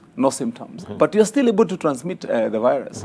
Then I think much of the emphasis in control and holding back of the virus must be aimed at self-discipline and control, public control for that matter. And as I speak about that, I watched Debarl yesterday, a clip that was going around on how people are conducting themselves at the ferry in Mombasa. And you cannot believe. In fact, I was asking myself, what are we going to do if seriously we are going to be addressing this scourge? And you know, Debarl, it is only because we are not where Italy is. That's why we can afford what I would still call a casual look and approach to this matter. You know, yesterday, Italy reported that in one single day, 368 people died in one day out of the infection of this virus. And you can imagine, just by general comparison, the kind of ordinary discipline you expect. Indeed, the kind of means and facilities, including transportation you have in a country like Italy compared to what we have. I mean, those guys have got advanced communication systems like, subways and whatever, cable cars and others, where people are not necessarily crammed together. So if this scourge hits them that hard, when in their general order of life, they are more organized. It's less likely that you'd be crammed. But then you look at the ferry, for example, and that's where, even as the public transport minister yesterday was addressing the matter of matatus, that indeed that is one of the areas that we have to look at, because imagine if then in a gathering in a stadium those people were infected, how many people would get it in the ferry, and what kind of discipline and control should we have on such public transport? And then coming to this issue that we have 8 billion. Remember, health is a devolved function, and we have this 8 billion that has been granted by World Bank. I would want to urge government to make sure that this money is not necessarily controlled only at national government level, that it's not limited only to control and disbursement and utilization by the ministry and only at the ministry. This money needs to go down to the counties. Even as bad as we may have issues with governors, but this money must be given to governors at least in fair amounts, that they can be able to get down services to our people. And lastly, let me comment on what my colleague Otinda Molo was speaking about Parliament. And I agree largely to a large extent that Parliament must take radical measures also in conformity with what other arms of government have done to ensure that we also do what we should to be responsible citizens. Maybe the consideration would have is because Parliament under our new order operates and functions through committees, is maybe not necessarily adjourn Parliament, but urge Parliament to work more through committees. The reason I'm saying this is I watched the other day when the Minister for Health appeared with his team before a joint sitting of Parliament, both Senate and National Assembly, on health.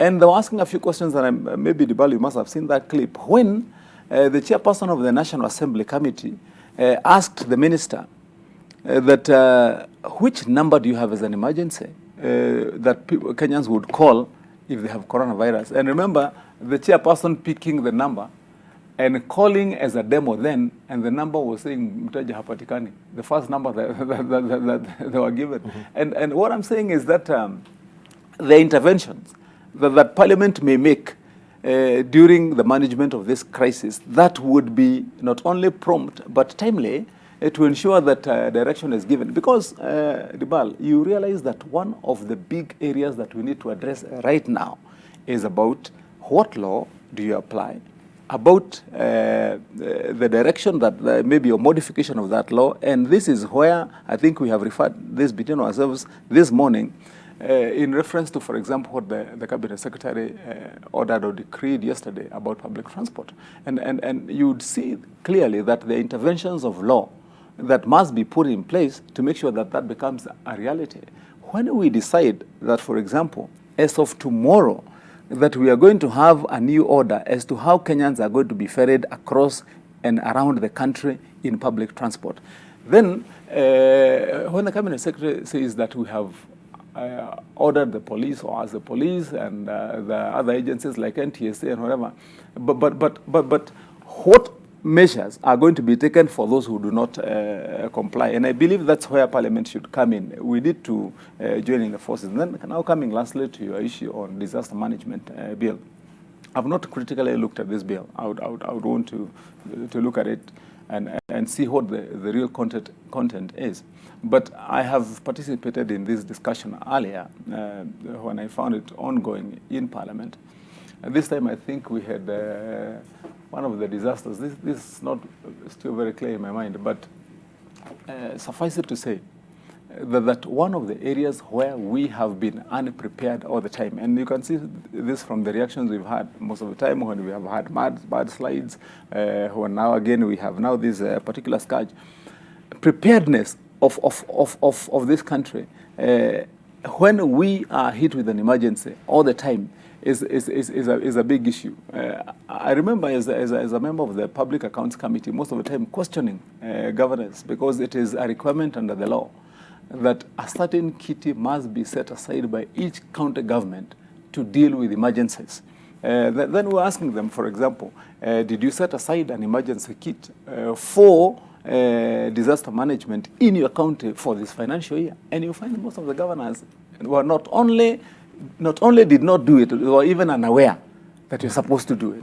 And I believe that this is one of the areas that we need to look at. I'll take a lot of keen interest and relook at these bills, so that as we end it, and maybe my colleague Otiende Amolo could pick it from there, as to then why we might not need to send Parliament home right now, maybe to advance the course and discussion on a bill like this one. Thank you. And make it real. Right. Let's just see reactions also on Twitter, where we have Pambana saying that the president has wide latitude in cases of national emergencies.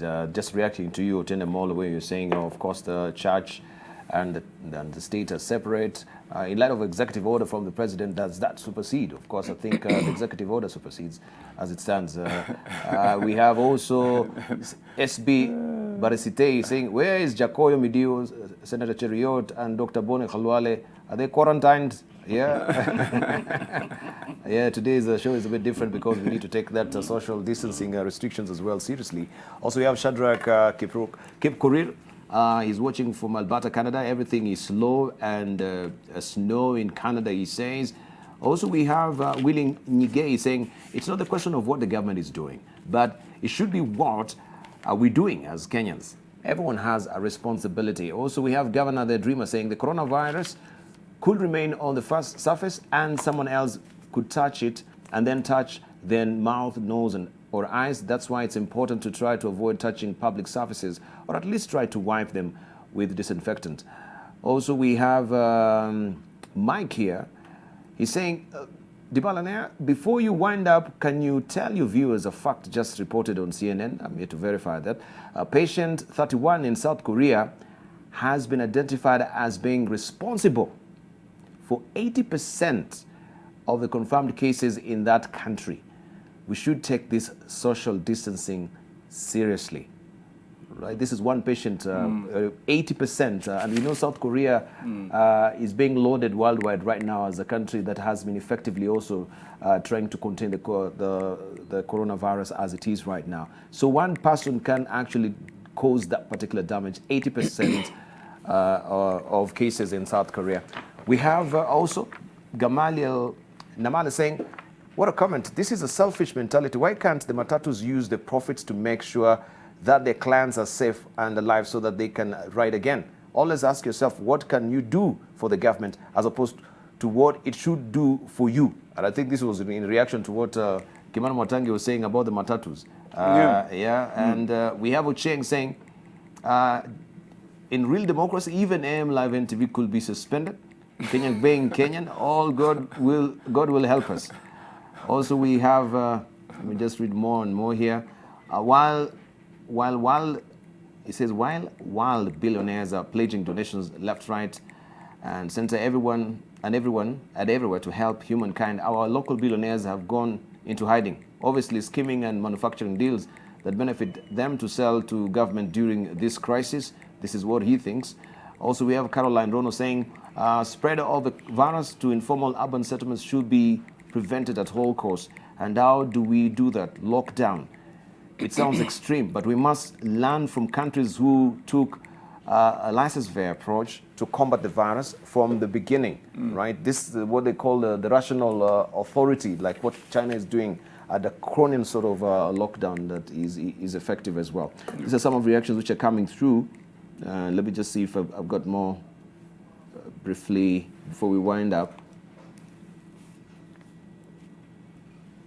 Yeah, that's it. Maybe Otiende Amolo want to react, especially on it. We need to clarify that. Does it supersede? Of course. Executive orders. Of course it does. Let me tell you, Debarl. In matters religion, you will not get anywhere unless you involve the heads of those churches. You can't. And that is the truth. So this is not about some academic or technical debate. This is what needs to be done in the reality of our time. the churches need to complement the interventions being taken by government. And that's just what it is, okay? Because church and religion are separate. There's no way you will, for example, tell a church that you now cannot give the Holy Communion unless that church itself adjusts to those circumstances. And there's no way you will stop the believer from receiving. Matters religion are so deep. And so let's not trivialize it. Secondly, but in case, because we know that can be a very highly impacted area, the churches, right? I'm an avid fan of a church, but I know how it can be a very highly impacted area and a very good hotspot for spreading this particular virus. That is why we are making the point, yes, Debarl, that we need the church leadership to come up and complement the interventions. Their quietude, being quiet does not help. So what will be this because, for example, of the church leaders to let come and bring me interventions? explain. We need practical right now, ideas, yes. Right now, you will not stop an avid believer from going to church on Sunday. You will not stop an avid Catholic believer from receiving that Holy Communion from his or her priest. Until and unless the bishops and the leadership come up and give the intervention, and from periodically they usually do that. They can even say we've suspended receiving the Holy Communion, or if you must, you'll wear gloves, or in any event, but that distance is still quite close. There are a lot of things they would have to do. There is nothing the president will do in that direction. We need them to come in. But let me make my other point. No, before we go to the other point, we've had also the leaders, the church leaders coming to the fore and saying they're not using also the chalice as they normally do. Those are the measures we are talking about. Yes. We need more measures like that. We need them louder. We need them clearer to be understood both by the church leadership and the flock. That's what we need. Because the reality of this virus must adjust everything from our cultural life to our social life to our religious life, and we must just accept that. That's all we are saying. Maybe Debarl, we should be also just on that one issue. Our ending thoughts, yes. Just on that issue of the church and state, I think it's important, Debarl, that we understand the background of even when the Constitution was written, for example, in the United States, when the Constitution of the U.S. was written, the reason why the founders and the writers of that Constitution found it necessary to separate the state from religion is because they knew, and it is a fact, that it is almost impossible to impose a constitutional or a legal decree on a person to supersede his faith or his belief. And so if you asked somebody, for example, and this is a very dangerous ground for us Christians to get into, but let me tell you, if for example, you ask somebody, can God defeat the coronavirus, the infection? I mean, what would you expect the answer from a true believer to be? That corona is not more powerful than, and that's the area you don't want to go to. So, because it's about faith, it's about belief, and you cannot legislate about that at all. Such that when you hear what Otende is saying, that indeed, even the declaration by the president is true in law, but when it comes to practicality and exercise, as far as religion is concerned, the bishop must speak, the archbishop must speak. Thank you. Yeah. Thank you. Thank you. Let's just give our parting shots and our Matangi. Yes. As we're winding up, you talked about patient 81 in patient 31. 31, yes. In any pandemic such as this, there are always those people who do not heed the caution, either out of recklessness or malice.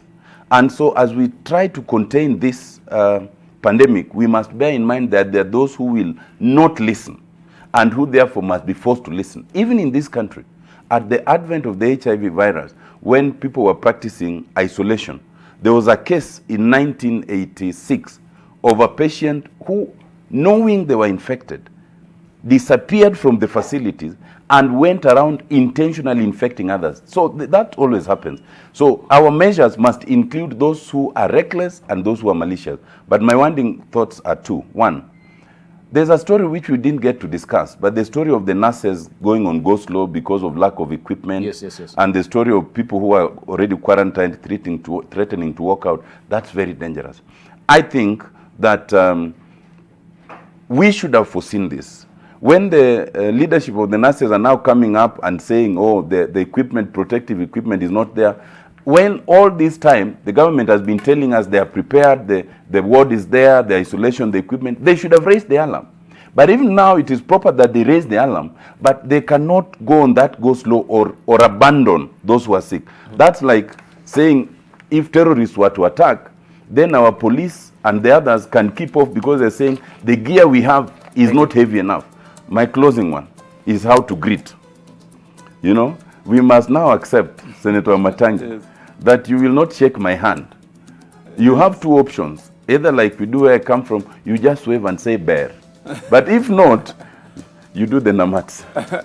Practice it, the namaste. But in our case, we can localize. We say karibu. Karibu. Karibu. Classic remarks, Matangi being just out of studio. Okay, but we'll stop for time.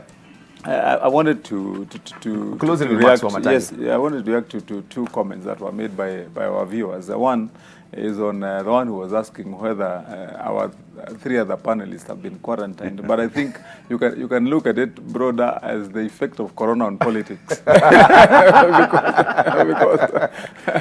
because and it is almost, it's nationwide. You hear the country now is quiet. I mean, there's no more political heat. Everybody is, and of course, I think that's the flip side of it. In China, Debarl, and that's also in reply to one of the issues. In China now, if you land in the airport in China, without option, you will be quarantined from the airport straight into a house for 14 days. That's the way it is going. Thank you. So would you allow me to make my closing comment? And that was on what you had read. 30 seconds. Yes, on the front line where you had said, Mr. President, time to boost the economy. That was on the Standard. I think you mentioned that. I wanted to say that one of the areas that I think the president started to fight this was making sure that pending bills are paid. I want to say that I don't think that this has been realized. If there is one area where the economy has taken a big hit, is by the mopping up of the money that is in the hands of citizens that they use to transact and boost the economy by the pretense that money is going to be paid when services have been offered to government institutions and they fail to pay, thus ensuring or making sure that citizens who boost the economy no longer have the means to do so. Thank you. By keeping their money. Right. Thank you, Matangi. Yeah. Thank you so much. And I think there's a lot to really discuss. I thank you for also your contribution on Twitter. I can see on Twitter also people asking why we're having politicians to discuss this grave matter of coronavirus. You must remember also coronavirus is a multi-sectoral, intervention that is coming to bear on this. It cannot just be the scientists just discussing it as well. Policymakers, like our legislators also, are very pivotal to be part of this discussion as well, because it is affecting every sphere of life, even politics as well. Right, we want to just leave you with the true north, just to find the needle where it's pointing as far as direction and events are concerned today. The Kenya Union of Clinical Officers will hold a press conference on COVID-19 preparedness today at Railway Restaurant in Nairobi. Also, Nairobi County Health Ministry, which is now in partnership with the national government, is set to give a briefing on city's preparedness to tackle coronavirus pandemic today at City Hall. This will be keeping a keen eye on as well, to just inform you. And we'll leave you with the quote of the day, which is from Napoleon Bonaparte, who says, "Never depend on the multitude, full of instability and whims. Always take precautions against it. Never depend on the multitude, full of instability and whims. Always take precautions against it." Right. Thank you very much for your valued company. Tomorrow we'll be standing on guard. Of course, we'll have also the health experts to just give us direction on what the government is trying to do broadly as far as combating coronavirus is concerned. I didn't hear also from our panelists what happened to this advance team that went to Rome to prepare for the visitation of President Uhuru Kenyatta in Italy to see the Pope. Yet we are to get information on that as well. That will be also putting tails on. Thank you for your valued company. Let's keep safe. Wash your hands. Don't touch your nose, your face, your eyes. Make sure you keep, of course, that particular 1 meter distance. This is all about the social distancing restrictions as well that we're observing. And we'll be having two guests also in our studio as well moving forward. Thank you very much for your valued company.